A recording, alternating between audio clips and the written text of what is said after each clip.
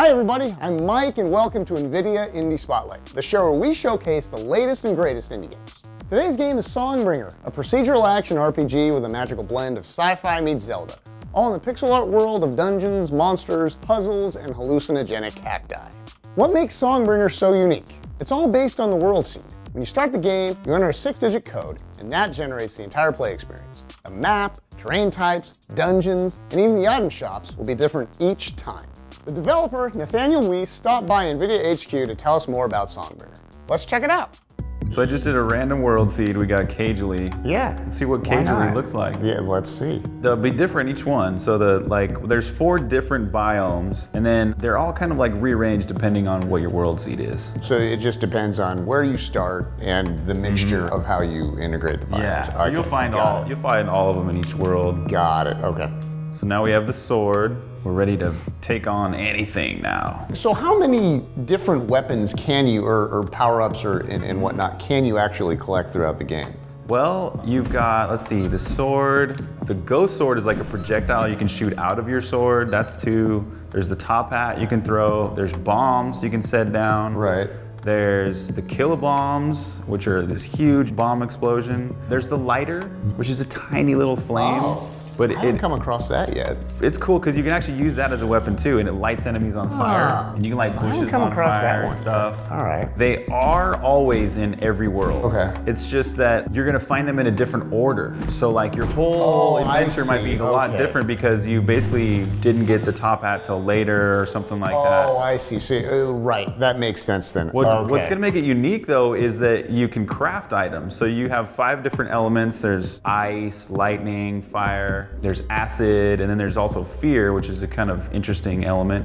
But all of those could be crafted with your weapons uniquely. So you can choose which ones you're gonna craft. So by the end of this playthrough, I might have a fire sword, an ice top hat, poison bombs, you know what I mean? So, and then on another playthrough, I might have lightning bombs and a fire top hat or whatever. Right.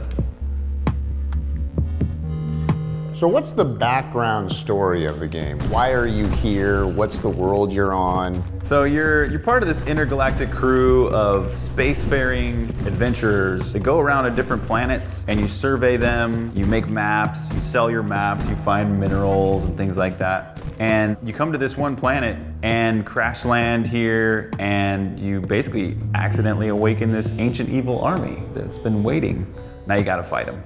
The spaceship you're on is named Songbringer, so that's what the game's namesake comes from. And do you ever go back to the Songbringer while you're playing the game? Yeah, so you eventually get an item called a teleporter, and the teleporter allows you to get back to Songbringer and also teleport around the world. Okay, so you can go back to different dungeons if need be. Yeah. So what was the inspiration for Songbringer? Well, I've always been enamored by the Zelda series and old action RPGs like Crystallis for the NES, and I always loved those games, but there's one thing I didn't love, and that's when they became sort of linear and you would experience the same thing every time you played it, or like you play it once and you've already played it. Right. So I wanted to create something that felt like a Zelda game but could be different every time you played it. So it's really for that kind of person that enjoys being surprised, that wants to not know where things are, wants to explore, wants to not have their handheld, and just I'm really into these modern pixel art games. I love them. I love seeing pixel art done with like a widescreen ratio and all the latest like effects we can do with shaders and stuff. It's cool what you can do with pixel art. So who's the team behind the game? Well, you're looking at it. Just you? So I do all the programming and all the art and all the music. Yeah, so this is like a 3-year project. This is like my passion game. I've been, excited about creating this game for a long time, and I'm really excited to finally just do it. That's cool.